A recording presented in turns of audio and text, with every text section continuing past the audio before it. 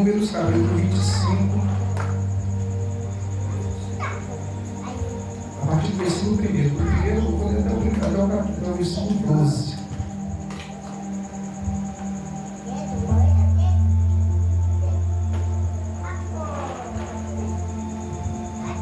A palavra do Senhor diz assim: durante o tempo em que os israelitas se estabeleciam no vale de Sitim, a caças, os homens de Israel começaram a se envolver em relações sexualmente imorais com as mulheres moabitas, que os influenciavam a participar de holocaustos e festas em oferecimento aos seus deuses.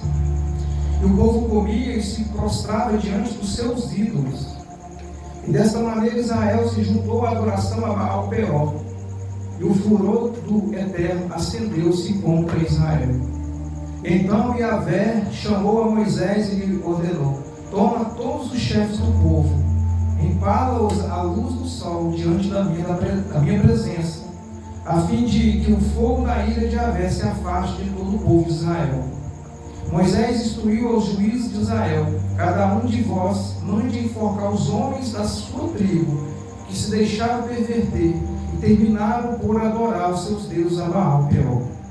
Eis que chegou um homem israelita, trazendo para junto dos seus irmãos uma mulher midianita, sob os próprios olhos de Moisés e de toda a congregação dos filhos de Israel, que se lamentavam e choravam à entrada da tenda do encontro. Assim que Finéias, filho de Eleazar, neto do sacerdote Arão, viu isso, apanhou uma lança, seguiu o israelita até o interior da tenda e lá transpassou pelo ventre juntamente com a mulher midianita.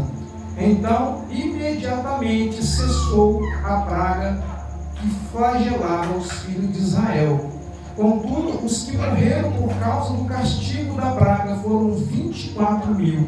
E o Senhor declarou a Moisés: Finéias, filho de Eleazar, neto do sacerdote Arão, soube fazer cessar a minha ira contra os israelitas, porquanto entre todos eles foi tomado do mesmo zelo que eu tenho pelo meu povo, por causa da atitude de Finéias. Eu, em meu furor santo, não aniquilei todo o povo de Israel.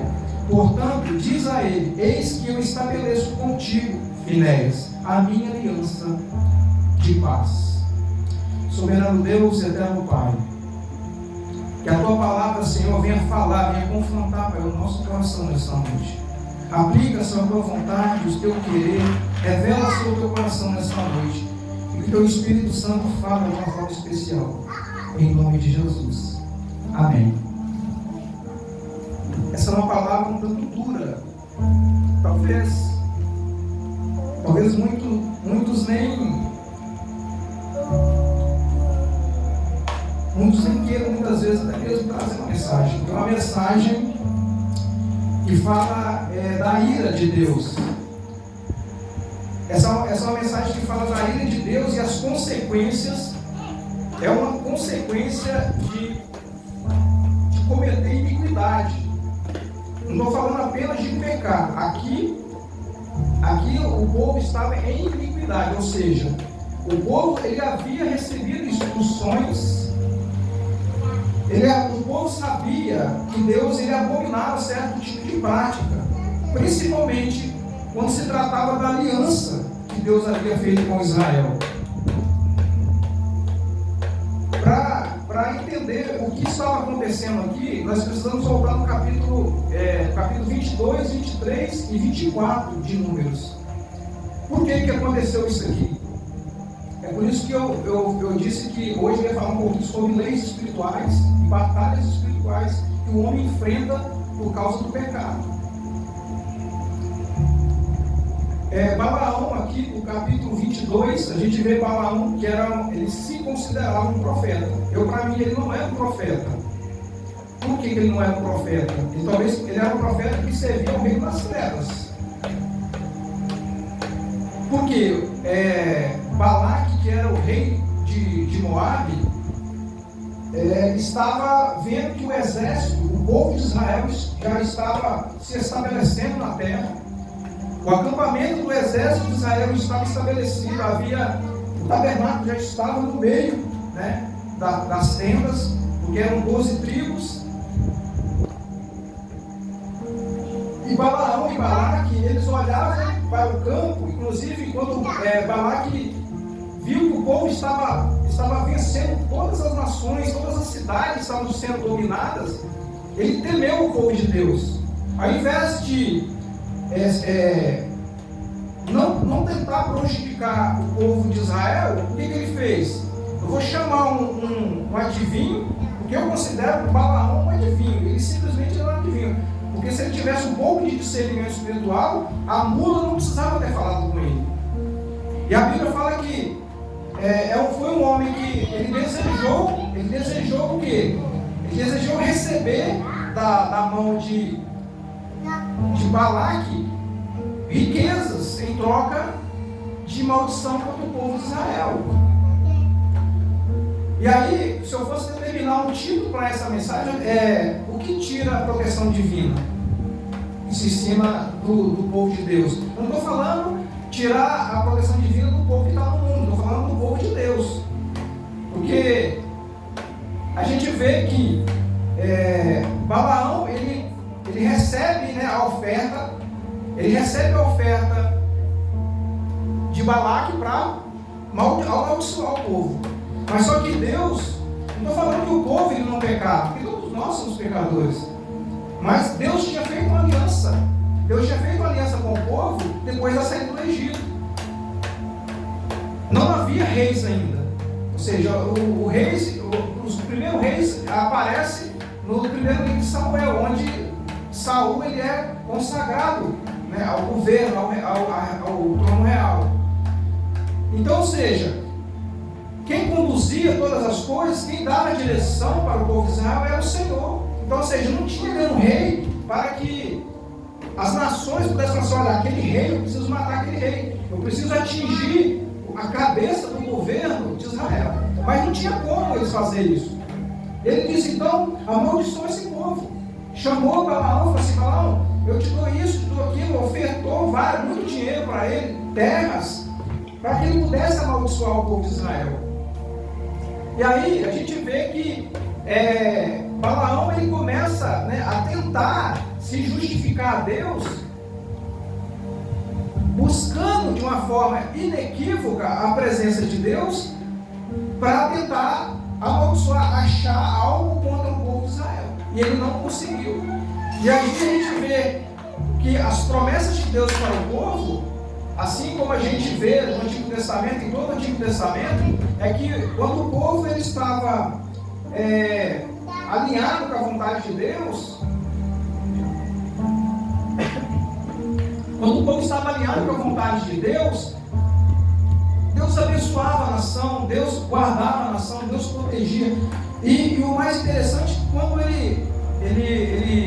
Balaão e Balaque, eles sobem, né? A palavra fala que eles sobem num alto monte e ele olha para o arraial onde estava o acampamento do povo de Israel. E Balaão, ele olha e ele vê que havia uma organização que nenhum homem é capaz de fazer se não fosse pelo Senhor. Ele viu as tendas tudo alinhadas, as tribos divididas, cada tribo em determinado local. E aí a gente vê que ele olha e vê que, eu imagino Balaão tentando achar algo, né, específico assim, como que eu vou amaldiçoar esse povo? Olha só a organização, olha a estratégia de Deus para esse povo no arraial, tudo certinho, né? O tabernáculo de Deus ficava no meio, as tribos, né? Cada lado da tribo, cada lugar, a esquerda ficava 3, a direita ficava 3, a esquerda, na frente 3, atrás 3 tribos, cada tribo com a sua bandeira, o seu baluarte, né? Aquelas bandeiras que informavam, identificavam as suas tribos. E aí a gente vê Balaão sendo induzido por um homem, por um rei, né, de Moabe, que era pagão. E o mais triste disso tudo é que Balaão, ele se deixou levar pela vontade do rei. Tipo assim, foram 3 tentativas de queimar sacrifício, de fazer holocausto aos deuses dele. Quando a gente vai para o texto, deixa eu achar aqui onde eu fiz a anotação.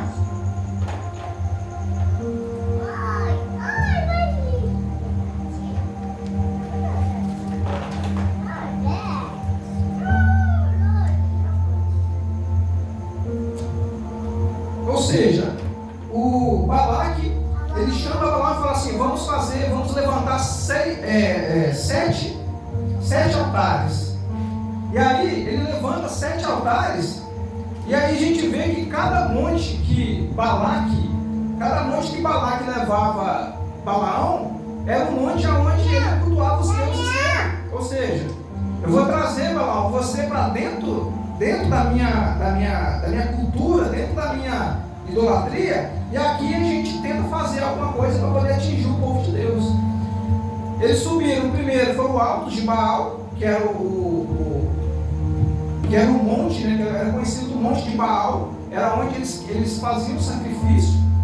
E aí a gente vê que todos esses montes eram montes que eram consagrados aos deuses pagãos. E isso a gente vê que como que um homem que está diante de um Deus vivo, ele via que Deus estava na direção, ele viu que Deus estava na direção do povo, e ele tentou barganhar com Deus por 3 vezes, né? Aí depois ele foi no segundo, que foi o cume do Pisga, né? Que era o campo de Zofim. Ali era considerado um campo de observações, ou seja, era um local onde os adivinhos e os homens que faziam as práticas os sacerdotes de Baal, eles faziam a prática de fazer adivinhação, porque era um monte aberto. Então ali eles usavam uma cultura de invocar, né, a adivinhação, de conseguir informações para tentar atingir as pessoas, atingir as outras nações, as outras cidades, porque era uma forma, porque Deus não falava com eles, e uma forma deles tentar, assim como no Egito, a gente vê isso, falando sobre isso, quando Moisés ele vai perante a Faraó, e aí Deus pede que ele jogue a vara, aquela vara, o cajado. A Bíblia fala que o cajado se transforma numa cobra, numa serpente. E aí, usando de ciências ocultas, eles usaram ciências ocultas. E a mesma coisa que Balaque fazia. Ou seja, a manifestação do reino das trevas, ele se manifesta também, porque o reino das trevas também, porque eu falei aqui na última pregação, que o reino das trevas também faz milagre. E quando Moisés jogou a vara, a Bíblia fala que os 2 profetas do Egito também jogou, e as 2 varas também se transformaram em serpente. Só que a diferença é que a serpente de Moisés engoliu as 2 serpentes. Ou seja, o poder de Deus, a majestade, a realeza do Senhor, ela se sobrepõe a todas as outras coisas. Não importa o nível de batalha que o homem enfrenta, se ele estiver na presença de Deus, se ele estiver debaixo da mão do Senhor, o inimigo vai levantar, ele vai tentar fazer artimanhas para tentar atingir, e não vai conseguir. Por quê? Porque aqueles que estão debaixo da mão do Senhor, aqueles que estão na armadura do Senhor, eles estão em guerra. As guerras espirituais que nós estamos enfrentando, existem leis espirituais que nos dão autoridade, porque as leis espirituais foram estabelecidas pelo Senhor. Por que Adão e Eva foram expulsos do jardim? Não é somente porque eles pecaram, é porque Deus estabeleceu leis espirituais. Imagina se Deus falasse: olha, vocês pecaram, eu vou dar uma segunda chance para vocês. Ele estava indo contra as suas próprias leis. E aí, quando eles caem, imagina o inimigo chegando para ele e falando assim: olha, você vai precisar cumprir a lei, porque se você não cumprir a lei, você está indo contra as suas próprias leis. Ou seja, Deus, ele aplica a lei, porque as leis espirituais, elas se aplicam à vida espiritual. Eu gosto sempre de dizer que o reino físico, tudo que nós vemos aqui, ele é governado por mundo espiritual. Tudo que nós vivemos hoje, ele é governado pelo reino espiritual. Nada que acontece na terra não está, quer dizer, tudo que acontece na terra está debaixo de leis espirituais. E essas leis, elas se aplicam essas leis se aplicam a nós. E aí nós vemos que e o terceiro monte que eles subiram, que eu acabei de ler aqui, é o cume do Peor. Esse cume ele foi nomeado por causa de um deus de Moabe. Era o Baal Peor, que era uma outra divindade que era cultuada lá. E aí essa divindade foi essa divindade que influenciou o que nós acabamos de ler no versículo 25, que foi a prostituição. Que Finéias teve que intervir porque a mão de Deus estava sobre Israel, mas ali naquela mão que estava sobre Israel não era a mão de bênção.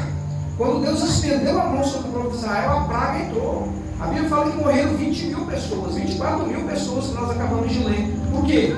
Por causa da prostituição que estava dentro do arraial de Israel. E aí, por que Deus estabeleceu a maldição sobre o povo? Porque ele estava aplicando a lei espiritual. Eu gosto sempre de falar que nós estamos sendo vistos a cada passo que nós damos. Existe o reino das trevas que é a nova que nós fazemos.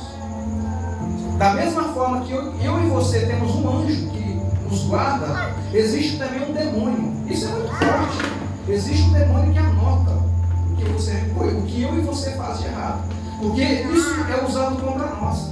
Porque a palavra Satã, ou a palavra Satanás, ele não é advogado, é promotor de acusação. O termo Satanás é um promotor de acusação. E ele usa isso contra nós. Por quê? Quando a gente vai para o livro de Jó, a Bíblia fala, e ele tem acesso. Eu vou falar, por exemplo, hoje é uma aula, irmãos. Deus me pediu para falar sobre isso, sobre batalha espiritual. Por quê? Quando Deus estava com os anjos, a Bíblia fala no livro de Jó que Deus estava em reunião com os filhos dele, eram os anjos. Porque imagine uma assembleia, Deus era organizado. Assim como o acampamento de Israel, ele era todo organizado. O céu, ele também é organizado. A Bíblia fala que Deus estava nessa assembleia e o inimigo ele chega, ele entra porque ele tem acesso. Na Bíblia nós vemos que existe céu, o primeiro céu, o segundo céu e o terceiro céu. Mas eu não vejo falar sobre o segundo céu. Paulo fala que existe um terceiro céu. Se existe um terceiro céu, existe um segundo céu. E é onde está as hostes malignas.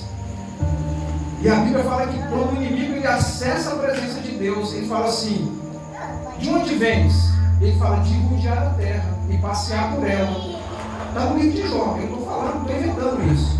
De rodear a terra, de passear por ela. E aí Deus fala com ele assim: viste meu servo Jó? Ou seja, está vendo aquele homem íntegro, honesto lá, que se desvia do mal, né? Que ele ora, ele faz sacrifício pelos filhos dele, porque muitas vezes os filhos dele sabem. Ele não falou isso, mas estou imaginando Deus conversando com o inimigo. Só que o inimigo se apresenta assim como um tribunal. Imagina um tribunal, você já viu como funciona um tribunal. Se tem os advogados de defesa e do outro lado tem os promotores de justiça, de acusação. Isso é levantado porque tem que haver. Porque tem que haver um confronto, tem que haver provas para que o advogado, se ele tiver com as provas e todos os arquivos do auto de infração, o advogado ele vai trabalhar em cima daquilo ali. E aí quando o diabo aparece perante o céu e fala assim: eu estou passeando na terra. E ele diz: se viste meu servo Jó? Homem ímpio, honesto, aí você vai falar: claro. Aí o inimigo, olha só, o inimigo usando como um promotor, ele fala assim: mas claro, você dá tudo para ele. Olha o que ele tem muita riqueza. Ele é o homem mais rico da terra.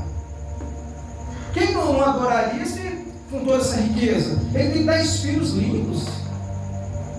Tem uma mulher, né, abençoada, tem muita terra, tem muito funcionário. Tira tudo dele para ver se ele vai adorar você. E o que Deus fez? Toca nele, toca em tudo nele. Leis espirituais. O que Deus estava falando? Eu vou provar você através das minhas leis. Eu te dou autoridade. Ou seja, Deus precisou dar autoridade para que ele tocasse. Porque o inimigo não toca em ninguém sem autoridade.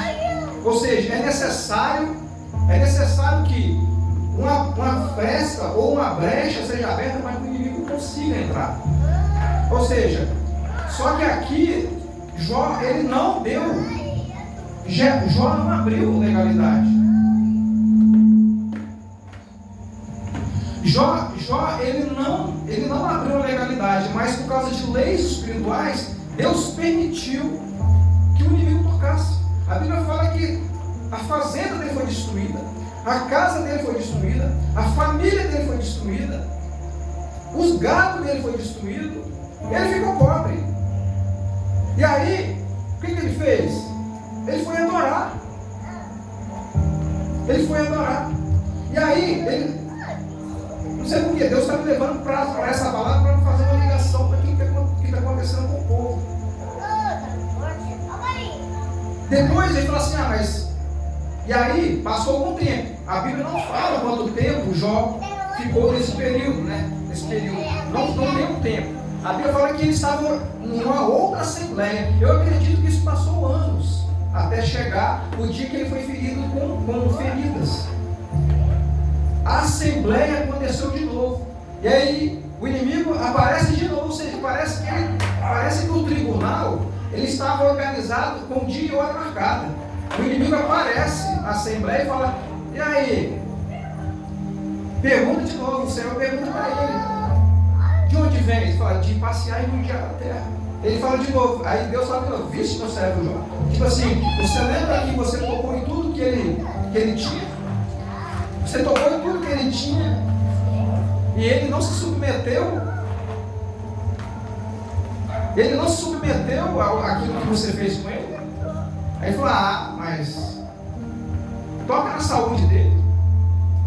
Toca na saúde dele para ver se ele não blasfema contra ti. Só que aí, o que acontece? Ele foi fiel.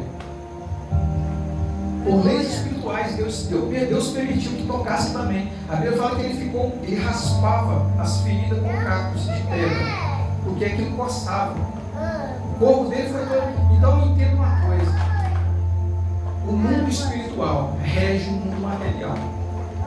E não existe nada que não está no governo de Deus. Porque muitas pessoas acham que eu passo por um momento difícil, eu passo por uma doença, eu passo por uma enfermidade. Não é só porque o inimigo está atingindo a pessoa, mas é porque Deus ele permite. Deus ele permite que muitas vezes situações aconteçam por causa das portas e por causa das legalidades. Muitas vezes Deus vai permitir algo acontecer com o ser humano, não é porque a pessoa está com legalidade, assim como aconteceu com Jó. A Bíblia fala que Jó, quando tudo acabou, quando tudo normalizou, Deus restituiu a Jó. Deus restituiu ele em dobro, tudo que ele tinha. Mas por quê? Porque Jó foi fiel. Jó, ele não blasfemou contra o Senhor. Se eu disser que ele não reclamou, ele reclamou. Voltando aqui para a palavra. Depois que Balaão, ele tenta de todas as formas amaldiçoar o povo, e Deus falou assim, Balaão, ninguém amaldiçoou o meu povo. Porque o meu povo se consertou, o meu povo está debaixo da minha aliança. Ou seja, Deus tinha feito uma aliança com o povo, mesmo depois que Moisés desce com as tábuas da lei, a Bíblia fala que o povo construiu o quê? Um bezerro de ouro. Por quê? O bezerro de ouro era o mesmo bezerro que era cultuado lá no Egito. Ou seja, eles haviam saído do Egito. Imagina uma nação que fica 450 anos debaixo de uma cultura. Eles não estavam junto com o povo de Israel, com o povo do Egito. Eles estavam na terra de Gósen. Mas tudo que eles faziam vinha do Egito. Ou seja, até a comida que eles comiam vinha do Egito. Então eles acostumaram com o alimento, eles acostumaram. A Bíblia fala, tem um trecho da Bíblia que fala assim, né, que eles reclamam, né? Mas lá no Egito a gente tinha os pepinhos, a gente tinha os peixes, porque o rio Nilo, né, que era considerado um deus aquele rio. Por quê? Porque ele irrigava a terra, e a terra ela produzia, porque quando as águas baixavam, aquela lama preta que vinha no rio, ela adubava a terra, então a terra era muito fértil. E aí, para eles, o rio Nilo era o Deus principal deles. Então, o povo ele se acostumava, escravizado, comendo peixe, comendo lá o fruto da terra, mas sendo escravo, não tinha alegria, não tinha paz, não tinha liberdade. E aí Deus arrancou, quando Deus arranca o povo do Egito e coloca ele para caminhar para a terra prometida, Deus entrega para eles o maná, Deus proveu todas as coisas para eles. Então Deus faz uma aliança, eles pecam, Deus fala assim: Moisés, eu vou matar esse povo, está na Bíblia. Eu vou dizimar esse povo, porque esse povo é obstinado. Imagina, Deus não tem amor, Deus ele é amor. A essência de Deus é amor. Para Deus se irar com aquele povo, imagina o nível que aquele povo chegou. Para ele olhar e ver o povo na prostituição. A Bíblia fala que essas pessoas elas começaram a sacrificar. Eles pegavam as pessoas no meio do povo e colocavam e apresentavam no altar e sacrificava. As crianças estavam sendo sacrificadas. Deus olhou para aquilo e falou assim: isso é abominação. Então eu não pedi ninguém para sacrificar criança. E aí o que Deus faz? Deus fala com Moisés: Moisés, deixa eu exterminar esse povo. Assim como eu fiz com a família de Noé, eu faço com a sua. De ti, ou com a família, né, depois que Abraão que teve, né, mas a gente olha para a história, Noé foi a primeira família que Deus fez com que as gerações chegassem até Abraão. E aí Moisés, ele, mesmo sabendo do pecado do povo, Moisés intercede para Deus. Aí, Senhor, mas foi o Senhor que tirou esse povo do Egito, foi o Senhor que trouxe esse povo do deserto. Agora imagina só, Senhor, você traz o povo para o meio do deserto, e aí você mata o povo. O que as outras nações vão falar do Senhor? Que Deus sanguinário é esse? Que Deus terrível é esse? Que traz o povo, arranca o povo de um lugar que está na escravidão e extermina eles. E a Bíblia fala que Deus falou assim, eu imagino o diálogo entre Deus e Moisés. É como se Deus falasse: Moisés, você tem razão. Como que pode, gente? Eu falei assim: rapaz, Moisés ele conseguiu mover o coração de Deus. Porque Moisés ele foi escolhido como libertador. Então Moisés, é como se Deus estivesse testando Moisés. Moisés, eu vou ver até onde vai a sua fé, até onde vai aquilo que eu te ensinei. Porque olha só, Moisés, ele ficou 40 anos no Egito, ali. Depois que ele mata o egípcio, ele vai para o deserto de Midian. Ele trabalha, aí Moisés começa a trabalhar com ovelhas. Olha só que tremendo isso. E aí ele fica 40 anos ali, depois ele fica mais 40 anos em Midian. Ou seja, Moisés, quando Moisés vem para o Egito de novo, Moisés está com 80 anos. Moisés ficou 40 anos no Egito, aprendeu a cultura egípcia. Por que quando ele fala assim, Deus chega na sarça para ele, no fogo, lá e fala assim: Moisés, você vai tirar meu povo. E ele fala assim: Senhor, eu sou pesado em línguas. Muitos falam que Moisés tinha gagueira, mas não é. Porque Moisés, imagina o príncipe do Egito.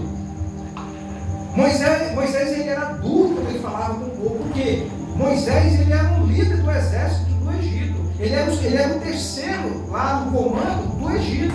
Então Moisés ele foi ensinado. Imagina um general de guerra. General não amacia, ele fala pesado quando ele vai dar uma ordem.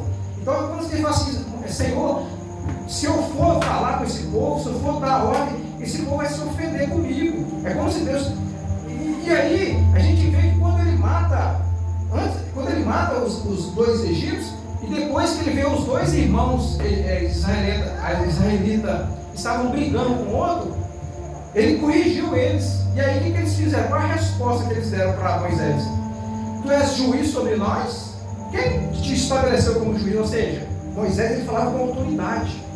Não é que Moisés tinha gagueira. Ele falou assim: eu sou pesado em línguas. Ou seja, eu aprendi a cultura do Egito, Senhor. Eu falo em egípcio. Ele aprendeu a língua do Egito. Ele foi instruído na engenharia. Moisés era um cara, imagina um doutor. Ele aprendeu tudo, só que Deus ele sabia o que ele estava fazendo, porque Moisés, você vai ser um estrategista. Eu vou pegar você e jogar você no deserto desse povo. E aí você vai seguir as minhas ordens. aí, ou seja, primeiro ele aprendeu a cultura egípcia, ele aprendeu estratégia de guerra, e ele vai para Midian agora que você vai cuidar de ovelha. Você vai cuidar de ovelha porque você precisa saber cuidar de ovelha. Ovelha não se cuida igual você cuida do exército. Precisa ter amor. A ovelha está machucada, você vai lá e cuida dela, pega ela, resgata ela. E aí foi assim. E aí Deus, quando Deus coloca o povo no arraial, e aí Balaão fala assim, eu vou tentar arranjar um jeito para amaldiçoar esse povo. Só que o povo estava no conserto. Deus falou assim, olha, a minha mão está sobre eles. Não tem pecado, não tem idolatria.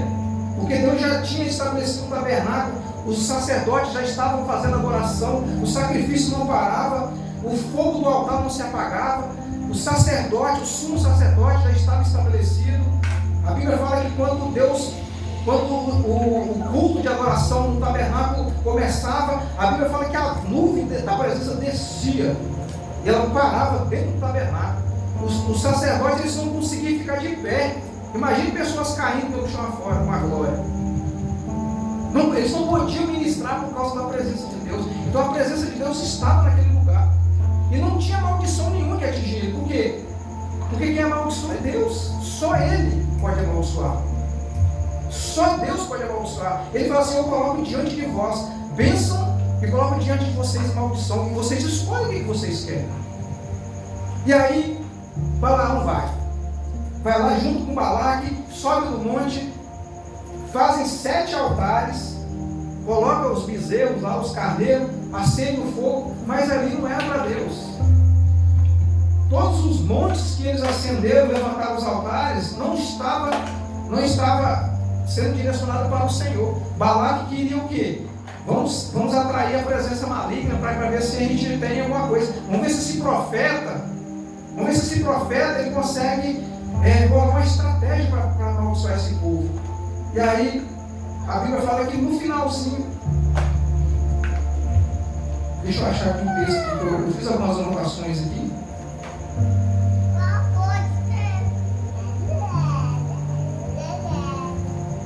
Louvado seja o teu Deus.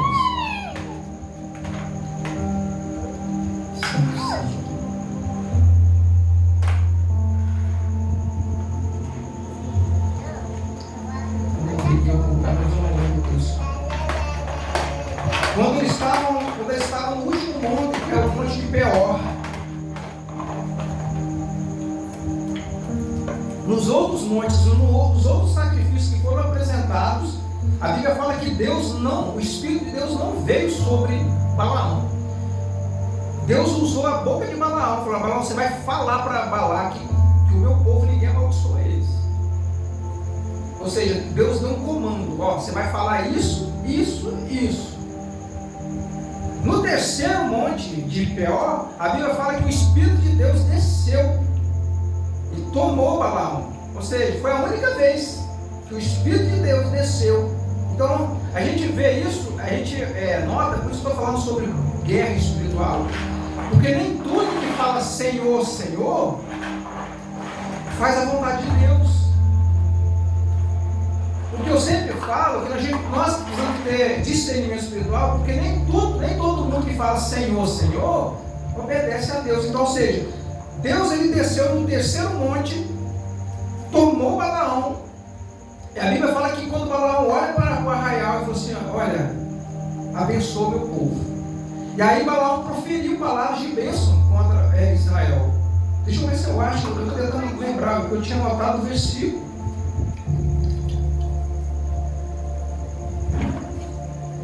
Eu fiz algumas anotações, eu fiz rápido, porque hoje estava bem corrido. Número 24. Onde falei que o Espírito de Deus desce sobre mim, Balaão? Só para me abrir aqui, para me pesquisar aqui. O Espírito de Deus desce. Números 24, 2. Números 24, 2. Aqui, aqui é isso mesmo. Desta vez Balaão percebeu que o Senhor muito se comprazia em abençoar Israel. Ou seja, quando Balaão tenta amaldiçoar o povo, Deus desce em espírito e fala assim, toma ele, ele fala assim, por esse motivo não recorreu como nas outras vezes, as adivinhações e magias. Ou seja, Balaque, ele estava tentando usar a magia. Por quê? Quando você levanta altares para demônios, você está invocando magia. Talvez manifestava até alguma coisa, alguma revelação, porque era adivinhação, não é revelação. Deus usa revelação, os demônios usam adivinhação. E você vê no mundo espiritual aí várias religiões que manifestam através de adivinhação. Você vê pessoas que, você vê crente em cartomante. Consulta aí minha vida, o que vai ter na minha vida daqui a 50 anos, daqui a 20 anos, eu vou ficar rico. É isso. E aí, quando eles levantavam os altares ali nos montes, eles estavam em processo de magia, ou seja, são rituais, são coisas ritual de magia negra o nome disso. E aí, olha só, mas voltou sua face para o deserto, ou seja, voltou para o deserto. Então viu todo o povo de Israel acampado, tribo por tribo, igual eu falei, tribo por tribo, e o Espírito de Deus veio sobre ele. E ele proclamou esta profecia em forma de poema, palavra daquele que ouve as palavras de Deus. Quão admiráveis são as tuas tendas, ó Israel, ó Jacó. Como vales que se estendem, Israel terá muita água para beber. Deus o libertou do Egito e os vem comandando. É o que eu falei aqui agora. Como leões e leoas soberanos quando repousam. Então, imediatamente, acendeu a ira de Balaque contra Balaão. E batendo palmas, ordenou: chamei-te para amaldiçoar os meus inimigos. Eis que tu os abençoas e já por 3 vezes seguidas. Ou seja, o inimigo ele não desiste. É por isso que eu falo, eu e você, nós temos que estar em constante oração. Você pode ser um homem santo em santidade, em jejum, em oração, Bíblia. Você busca Deus. O inimigo ele vai querer de todas as formas tentar tirar a sua adoração. Ele vai tentar te corromper, ele vai tentar desviar aquilo que Deus colocou sobre a sua vida.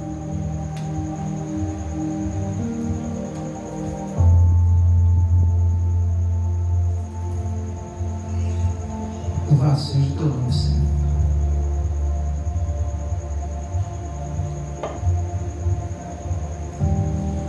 Só que aí, quando a gente vai para o capítulo 25, do primeiro versículo, aqui que é o grande perigo do povo de Deus. E o diabo está fazendo isso. Ele está fazendo, antes o diabo ele fazia o quê? O Satanás ele tirava as pessoas da igreja. Ele influenciava e tirava da igreja. Hoje ele não faz mais isso, ele é estrategista, ele se moderniza ao ambiente. Hoje ele trabalha dentro da igreja. E aí o que aconteceu? Versículo 1 do capítulo 25. Assim como nós lemos, durante o tempo que os israelitas se estabeleceram mais a casa, os homens de Israel começaram a se envolver com as mulheres. Ou seja, aqui foi o que Balaão fez? Balaão falou assim: olha, contra esse povo eu não encontrei nada, então não tem como. Você viu que nós tentamos 3 vezes, nós subimos um monte, queimamos levantamos 21 altares, porque foram 7 altares em cada monte. Nós sacrificamos 7 animais, ou seja, 14 animais em cada sacrifício, cada vez, e nós não conseguimos nada contra esse povo. Ou seja, Balaão ele se considerava um profeta, mas ele não era um profeta. E aí, o que ele faz? Olha, você quer atingir eles? Contamina eles. Faça com que eles cometam pecado. Esse é o grande perigo do cristão. Porque nós somos pecadores. O povo de Israel é pecador. Mas ele estava em conserto com Deus. Ou seja, o sacrifício que era feito todos os dias no tabernáculo, ele era um sacrifício, ele era válido. Por isso que ele tinha que ser feito todos os dias. E uma vez por ano se fazia o sacrifício para a expiação do povo durante o ano inteiro. Ou seja, todo dia tinha um sacrifício. Olha, todo dia o sacerdote se apresentava, todo dia alguém chegava: olha, eu mato esse cordeiro porque eu pequei assim, confessava o pecado, botava a mão na cabeça do cordeiro, imolava o sacerdote pegava o sangue, entrava no Santíssimo, no Santo Santo, aspergia o sangue, e ali era feita a expiação do pecado. Só que, quando o povo de Deus, ele começa a fazer o quê? É como se o Balaão falasse assim, tá vendo? Tá vendo as mulheres midianitas? Tá vendo as mulheres moabitas? Olha lá como é que elas são bonitas. Ó. Né? Coloca a roupa apertadinha. Tô falando sério. Tô falando uma coisa que é para o dia de hoje. Ó, tá vendo? Olha essa linha apertadinha, curtinha. Ó. Fala para os homens ir lá. Ô João, é assim. E aí Balaão falou, você quer fazer isso? Ó, não vai suportar, meu filho. E aí o que aconteceu? Os homens se misturaram com as mulheres. Ele levou as mulheres levou os homens de Israel e levou-as lá para dentro de Midian e de Moabe. E aí o que aconteceu? Eles se prostituíram lá. E aí, não só se prostituíram, a Bíblia fala que eles, esse monte de Baal-Peor, eles subiram no monte de Baal-Peor e lá se faziam orgias. O que é isso? Sexo sem. Está me entendendo? E ali eles adoravam. O que os demônios se alimentam? De energia. Demônios se alimentam de energia. Quando há uma orgia, onde há pessoas em prostituição, sangue derramado, eles estão se alimentando. Eles se alimentam disso. E aí, eles estão fazendo sacrifício, eles se curvaram perante a estátua de Baal-Peor. E a ira de Deus se acendeu. Ou seja, a estratégia de Balaão e Balaque deu certo agora.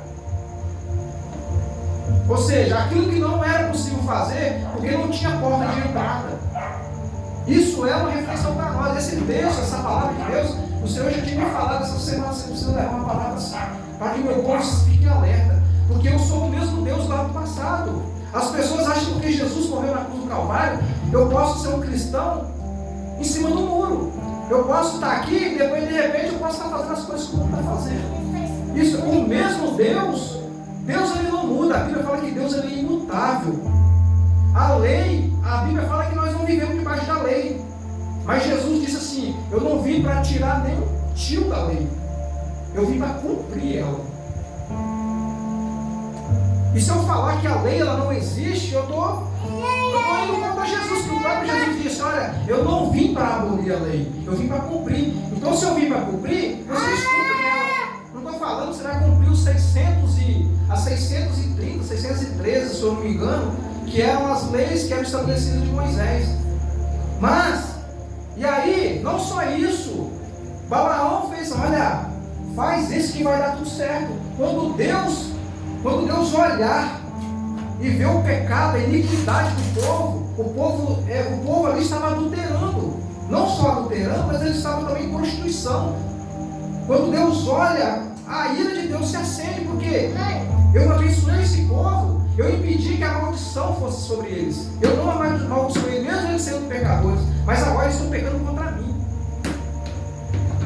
Quando Deus olha para eles, se curvando diante da estátua de Baal-Peor, se prostituindo com as mulheres midianitas e com as mulheres de Moabe, a ira de Deus se acendeu. E aí a praga foi derramada sobre o arraial de Israel. Imagina, 24 mil pessoas morreram com a praga. Eu não sei que praga foi essa, porque eu não pesquisei que praga foi essa. Mas eu imagino uma doença que estava, uma doença tipo a pandemia da Covid, mas um pouco pior, matando as pessoas. Igual a doença que estabeleceu por causa do pecado, que eles estavam se rebelando contra Deus, e aí Deus manda construir uma serpente de bronze. E a serpente picava as pessoas, e a Bíblia fala que ela era uma serpente de fogo, porque queimava, o veneno queimava e matava as pessoas. E aí Deus derrama a ira dele sobre o povo.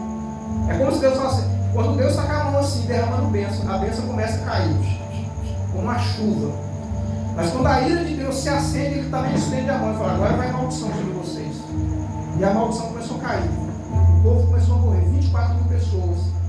E aí, quando o povo estava na Bíblia, aqui que nós lemos,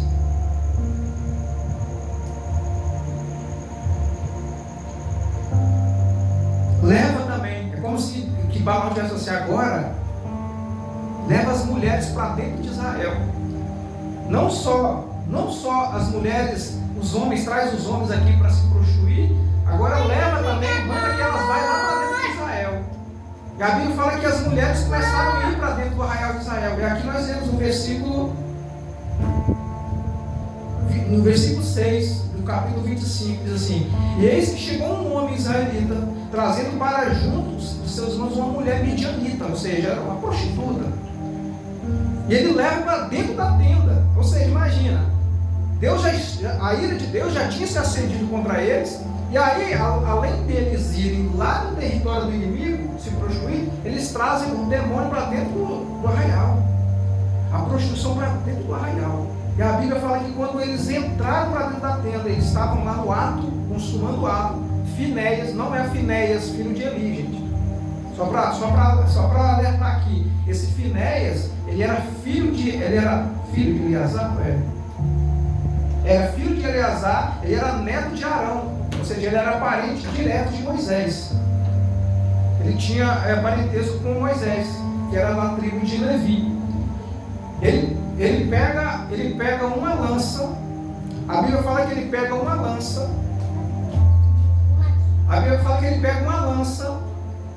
E ele era um sacerdote. Finéias aqui era um sacerdote. E o sacerdote, ele tinha a obrigação de eliminar o pecado no meio do povo. E a Bíblia fala que ele entra com a lança dentro da tenda. Imagina os dois consumando o ato. Ele pega a lança e na hora. E olha só, para muitos irmãos, para uns religiosos, vai falar que não, mas isso aí, era para aquela época, Deus se irou. A Bíblia é muito clara. Não sou eu que estou falando, é a Bíblia. Aí diz assim, o versículo 6, assim que Finéias, filho de Eleazar, neto do sacerdote Arão viu isso, apanhou a lança, seguiu a israelita até o interior da tenda, e ele lá transpassou pelo vento, juntando com a mulher vendida. Ou seja, a lança atravessou os dois. Então imediatamente cessou a praga que flagelava os filhos de Israel. Ou seja, Deus, na hora, o que Deus fala com nós nessa palavra? A praga do pecado, a maldição do pecado, ela tem que ser eliminada na raiz. Para dentro do povo de Israel ali, foi eliminada na raiz. E aí Deus fala assim: e o Senhor declarou a Moisés, versículo 11: Finéias, filho de Eleazar, neto do sacerdote Arão, soube fazer cessar a minha ira contra Israelita, quando entre todos eles foi tomado do mesmo zelo que eu tenho pelo meu povo. Ou seja, cara, esse homem ele fez aquilo que Deus queria fazer. Ou seja, se Finéias ele não assume a posição de acabar com aquilo ali, o povo ia ser dizimado, a praga ia matar todos eles, enquanto eles não fizessem a correção. Então, o que Deus fala com a gente é que a correção ela precisa ser realizada de uma forma específica.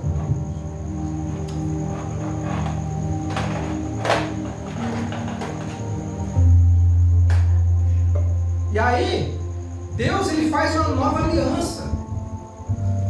Aí ele diz assim, portanto, dize a ele. Olha só, hein? Imagina Deus chegar para você, João, e falar assim, João é um intercessor, ele é uma pessoa que trabalha na raiz do problema. Ele fala assim: fala com João que eu estabeleço contigo, João, a minha aliança de paz. Ou seja, a atitude de Finéias cessou a praga de Israel. Porque, ou seja, foi uma pessoa que se colocou na brecha e falou assim: olha, eu vou acabar com essa maldição pela raiz. Então entenda uma coisa, assim como eu falei no começo, o mundo ele é regido por leis espirituais, e Deus ele vai cumprir a lei. Deus é justo, Deus não faz nada que não seja justo. Todo pensamento de Deus é puro.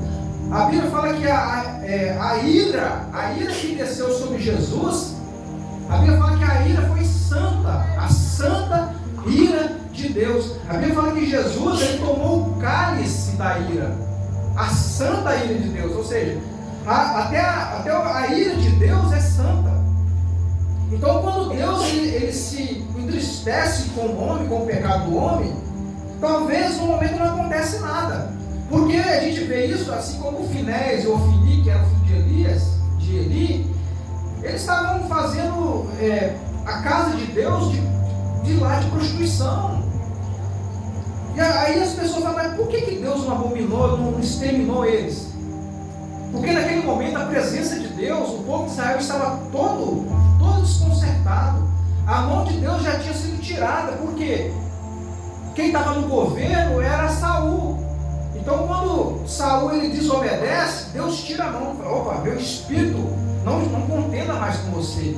Então entenda uma coisa, eu vou falar aqui, vai ter igrejas, irmãos, eu estou falando isso aqui, estou falando para pessoas que têm experiência com Deus.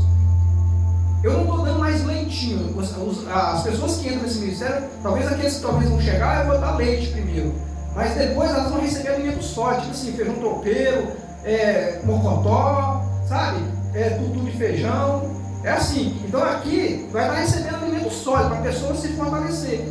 Então quando a pessoa ela está debaixo da direção de Deus, Deus estende a mão. Olha, meu povo está debaixo da minha direção. Ninguém acerta esse povo. O diabo pode se levantar, mas levanta para cair. Mas aí quando Deus tira a mão, aí está liberado, irmão. É como se falasse assim, como se Deus falasse assim, olha, reino das trevas pode subir. Tudo está no governo. Você acha que tudo que está acontecendo no mundo agora é permissão de Deus? É. Permissão de Deus. Você acha que pessoas que estão morrendo na África é permissão de Deus? As pessoas vão falar assim, não, mas é injusto, pessoas estão morrendo, pessoas estão sendo sacrificadas. Mas tem muito cristão lá na África agora sendo degolado, sendo enterrado vivo, mas não negocia, não se rende à idolatria. Eu tenho visto alguns vídeos que estão colocados no Facebook, no Instagram, de pessoas que estão enterradas, não são com o pescoço lá de fora, elas estão sendo decepadas por causa do nome de Jesus. Agora, a escolha do mundo, eles preferem permanecer. Eles preferem levantar altares a Baal-Peor. Eles preferem levantar altar a Moloque. Eles preferem sacrificar suas crianças aos deuses pagãos. Eles preferem colocar uma estátua que não enxerga, que não tem olho, que não tem boca, que não fala. Eles se prostram diante dela e fazem promessas para essa estátua. Eles andam de joelhos 1 quilômetro, 3 quilômetros de joelho, querendo receber alguma coisa desses ídolos. O ídolo ele precisa ser carregado. E aí você vai ver, todas essas pessoas estão mortas. Todas essas pessoas que foram construindo estátuas para elas estão mortas. Ou seja, além de ser uma idolatria, você também está invocando o mundo dos mortos. Porque quando você se prostra diante da estátua e essa pessoa já morreu, é como se você estivesse adorando um espírito morto. A igreja precisa saber disso. Talvez as pessoas que estão ouvindo, talvez vão ouvir essa mensagem depois que vai ser postada no YouTube. Isso aqui, irmãos, é para as pessoas entenderem que Deus é um Deus de justiça. Deus é justo. Então não existe nada que fique oculto aos olhos do Senhor. Então, eu preciso fazer a obra de Deus, eu preciso pregar a palavra de Deus, mas eu preciso estar em santidade. Porque às vezes vai acontecer coisas que a pessoa, Deus já tirou a mão, a presença de Deus já saiu. E as pessoas estão lá cultuando, dançando, dando glória, mas Deus não está ali. Pode até acontecer cura dentro da igreja, porque o dom espiritual, Deus entrega o dom espiritual, a pessoa vai estar em prostituição, o dom ele vai se manifestar. Você vai pôr a mão sobre o enfermo, a pessoa com câncer vai ser curada. Mas isso não explica, não revela a santidade. Eu preguei sobre isso na quarta-feira, porque a lâmpada do crente, não basta apenas eu ter uma candeia cheia de óleo, eu preciso ter reserva, porque o que mantém o fogo é o óleo. Vai chegar um momento que esse óleo ele vai acabar, ele vai apagar. Ou seja, eu preciso ter a candeia, porque a candeia tem luz. O fogo ele não pode diminuir, ele tem que permanecer. Então, se eu deixo o fogo apagar, eu não entro pela porta. E uma reflexão para nós. Eu já estou terminando, irmãos.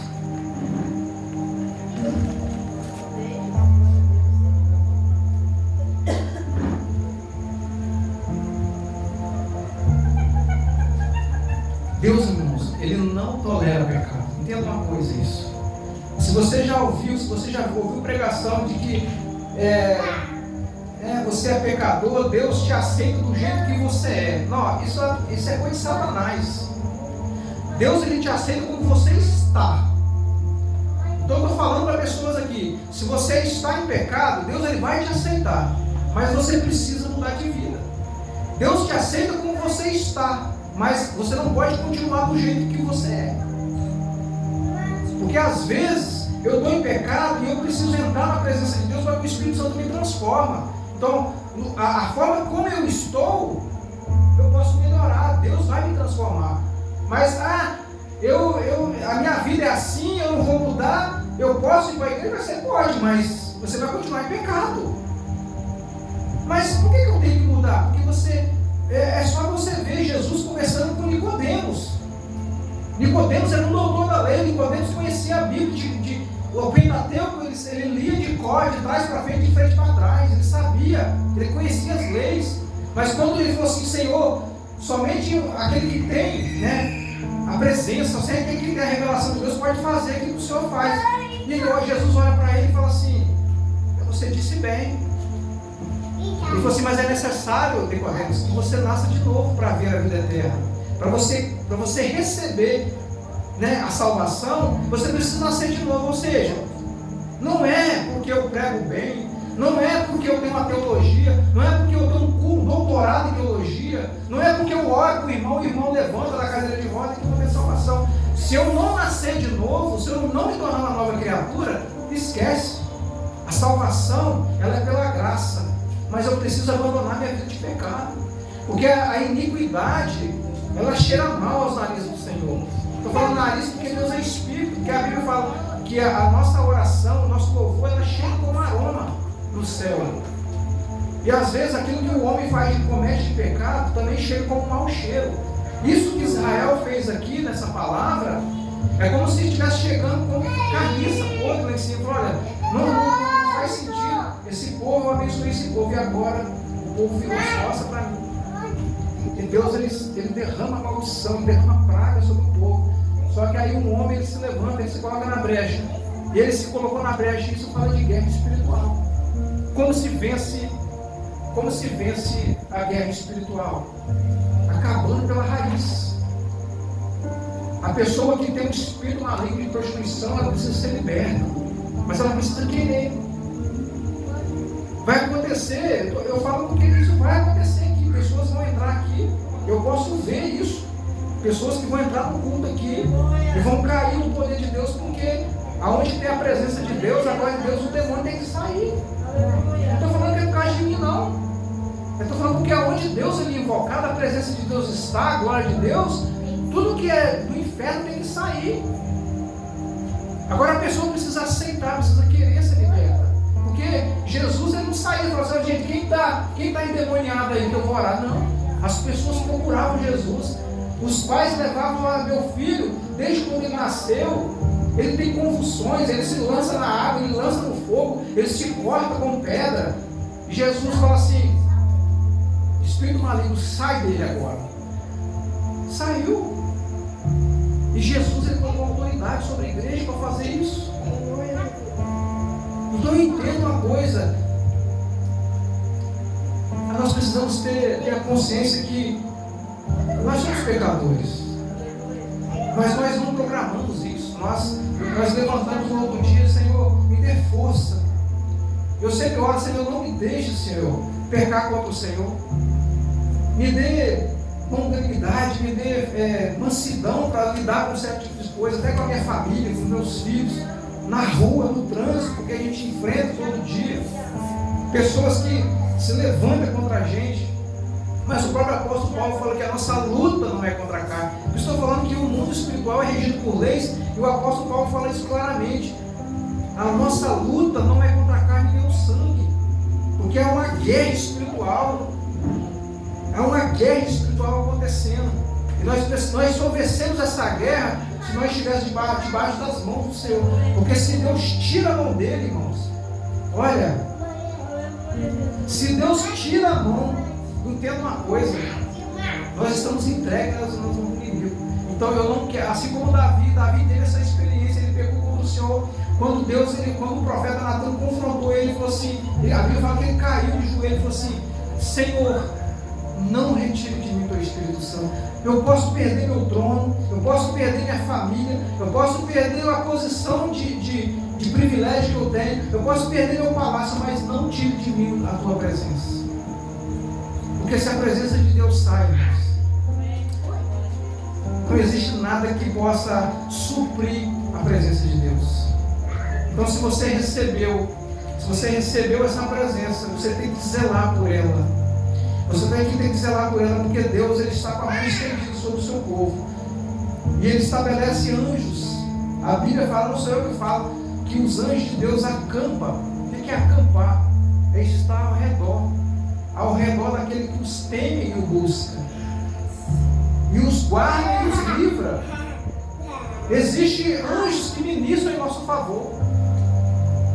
Existem anjos que lutam em favor da igreja. Quando a igreja tem que aprender a usar as armas que Deus colocou na mão dela. Existem guerras que você não vence sozinho. Quando Miguel foi contender com o corpo de Moisés, para tentar pegar o corpo de Moisés, para não deixar Satanás pegar o corpo de Moisés, nem Miguel lançou palavra contra Satanás. Ele disse: o Senhor te repreenda. Então Miguel, em nível de hierarquia espiritual, Miguel estava abaixo. E quando ele viu que ele estava lutando contra um reino espiritual das trevas, ele falou: o Senhor te repreenda. Até Miguel usou o nome de Deus para lutar contra ele. Então nós temos uma arma espiritual. E eu vou falar com você: o sangue de Jesus e o nome de Jesus é a maior arma espiritual de guerra. Mas tem uma terceira arma de guerra que nós podemos usar: os anjos de Deus. Você pode